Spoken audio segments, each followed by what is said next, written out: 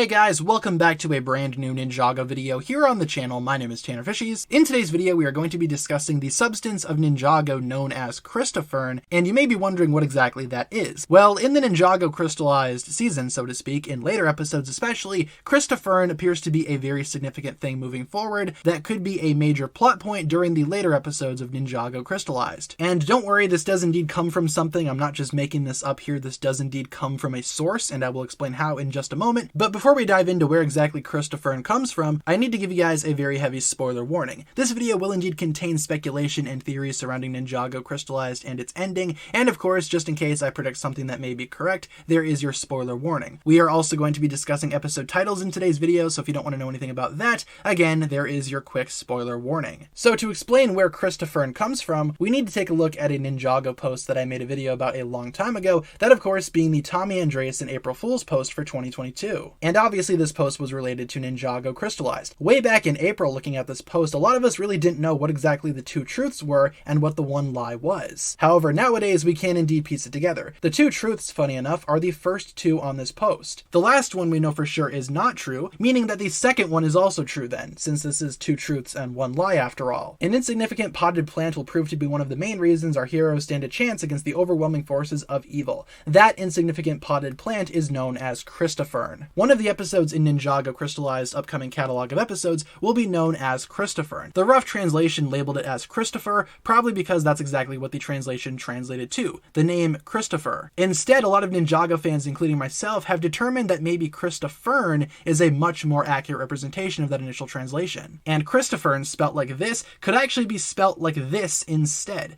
CRYSTAFERN, as in crystal. I believe that in Ninjago Crystalized, the CRYSTAFERN plant itself, whatever it may look like, will be the Overlord or the Crystal King's key to create the crystals that we see throughout the entire season. The crystals that are found on the golden weapons, the crystals that he uses in his Crystal King form, the crystals that power his Vengestone army. Maybe the crystals are grown using CRYSTAFERN plants, and perhaps the ninja just so happened to come across a potted plant in a windowsill or something. Then eventually they'll figure out what it is, freak out a little bit as with the audience. Then I imagine the ninja would reverse engineer that plant to find weaknesses for the crystals. And if they can't target the Vengestone for obvious reasons, they will need to target the crystals themselves. In my opinion, that would fit the original April Fool's riddle, having a seemingly insignificant potted plant proving to be one of the main reasons as to why the ninja can stand a chance against the Overlord. Simply put, the plant could create the crystals could grow from the plant, and the ninja could study the source of the crystals themselves in order to find a weakness. Again, in terms of CRYSTAFERN though, being like an actual thing, I must admit it is a pretty rough translation still from the original source, and as such it could be very much wrong, but it makes a lot more sense than the name Christopher. I mean, who exactly is Christopher? But since its name is so close to the word crystal, I think it has something to do with the crystals themselves. So I hope you guys enjoyed today's video, and hopefully you enjoyed my thoughts on what could happen with the CRYSTAFERN plant. Of course, what I said relies on a lot of things happening and a lot of things coming true,